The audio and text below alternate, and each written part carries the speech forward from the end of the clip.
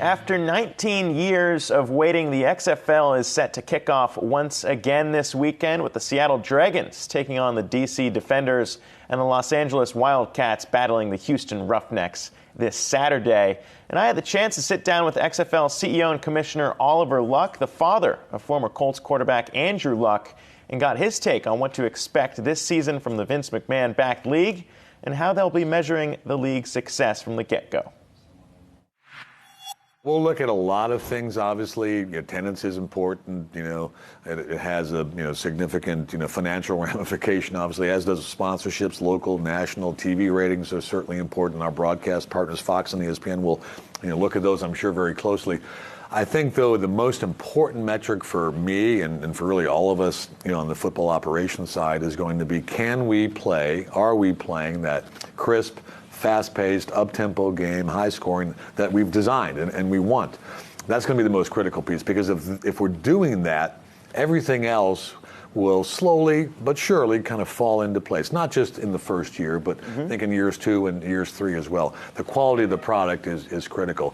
Fans have basically told us, we're die-hard, we love the game, we're 40 million strong in this country. Mr. Luck, we'll give the XFL a shot, and we'll watch. We'll go to games, we'll watch on television, but it's got to be a good quality game. And when we talked back in April, too, we were looking at, obviously, the AAF had just kind of spent its time trying to challenge the NFL with their product on the field. But when you're comparing to that and trying to top what they did and last longer, they only made it 8 games into a 10-game season. So when you're looking at that, are there promises being made by Vince McMahon to say, look, I'm here to back this league up, even if there are stumbles in year 1, we'll still be there for year 2, year 3? Well, there's going to be inevitable stumbles in year 1, and not sure exactly when that'll happen, week 1, week 6, week 4, week 10. It's inevitable because it's a startup, and even in the Super Bowl, you may get a bad quarter or so, because that's just the way football is. That's the nature of the game. But Vince has made it very clear to all of us at the league that he's in this for the long haul. And he's shared that same spirit with our broadcast partners and other commercial partners. We're asking people really sight unseen to buy tickets for a game. Yeah. And we're asking people sight unseen to sort of make a reservation to watch the game on a Saturday or a Sunday afternoon. And that's asking a lot, right? So there is some skepticism because of the past history of spring leagues, and that's fine. We get that. But I think once people settle in and watch us and give us a good, hard look, I think they'll be impressed with the quality of our coaches, with the quality of our players, with the game that we've designed, this fast-paced, up-tempo game, get it all done in 3 hours, more or less same number of plays you get in an NFL game. And great broadcast partners, great production from Fox and from ESPN, really good commentators, the same folks you listen to when you watch an NFL game or a major college game. So I think people will say, oh, this is pretty good. I'm gonna become a follower. And that's really what we're looking for in this first year. You've been working on it for more than a year and a half. What do you think were the biggest challenges internally when you were building this together? Because you pulled together 8 independent teams that are all run from the league level. So what is different about that than maybe what you've done in the past with NFL Europe?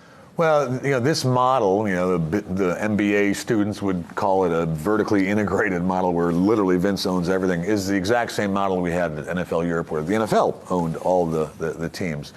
So it was a model I was familiar with. I wanted to make sure that we got the kind of head coach that we ended up getting. I'm super impressed with the quality and the experience of the guys that we have as the head coach. And that's important because the head coach really is, I think, sort of the key figure at each one of these teams, because he's not only the head coach, he's also the general manager. He's in charge ultimately of all personnel. And, he reports into us.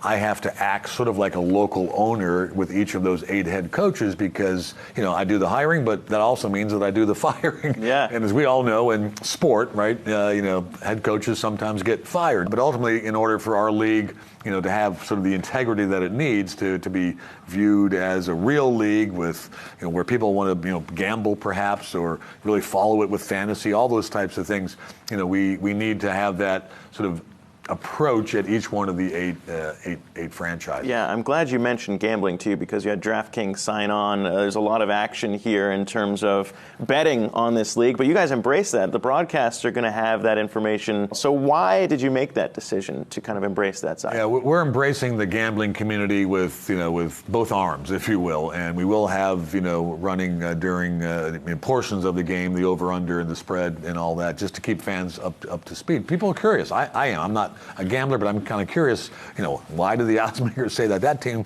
has a better chance of winning the game than that team? But certainly, if you bet $5 or $10 or $100 on a game, I would think you'd watch it. I would if I had money at stake. So yeah. Again, I'm probably the wrong one to ask in terms of what kind of a difference would that make in your viewership. But yeah. Clearly, the fan engagement strategy, it really includes working as closely as we can with the gambling community. My job, in a sense, as commissioner, is to make sure that our league is a league of integrity, though, because that's critical. Without that, you don't have anything. Well, let's get personal too, though, right? Because this, you can make the metaphor here that the XFL is one of the most hotly anticipated startups out there, just because of how crazed Americans are when it comes to football. Obviously, you've been attached to a lot of football projects in the past, but you just personally building this out with all the people who've been working on it, what has been most gratifying for you? I think for me, the best part has been able to, provide opportunities, jobs for a bunch of coaches, over 100 for a bunch of football operations people, video guys and equipment managers and athletic trainers, and for 450, almost 500 players. And, that's in the football universe, in the football ecosystem. These are all people that absolutely love the game. We've got players who are first-round picks, going back 3-4 years, who may have, fallen off the NFL tree for a lot of different reasons, but, college All-Americans, really, very good football players, and they all got a little bit of a chip on their shoulder. They feel somewhere along the way they've been doubted or haven't been given their proper due, and to be able to say to those guys, hey, here's a platform.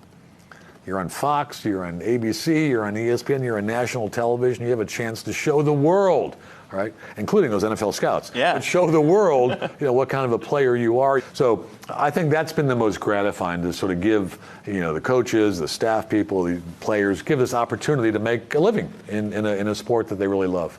Your son, Andrew Luck, obviously retired from the NFL recently, and one of the things too that I know has been an emphasis with this league is player safety and protecting the players playing the game. One question I got to ask you about, though, noting that Andrew's not playing in the NFL anymore, any chance he gets to play in the XFL, you think, or would he ever go back to the NFL?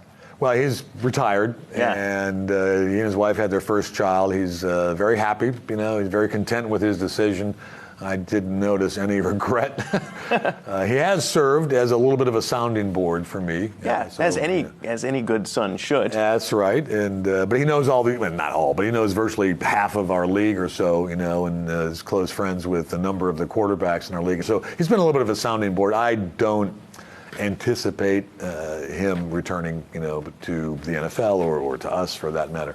I think he's very content with the decision he made. Well, the league's coming back, 2020, just a couple days away. Oliver Luck, I've been waiting since 2001. Very excited to see the product you guys put out on the field, but thank you so much for joining us. Thanks for having me, Zach. Appreciate it.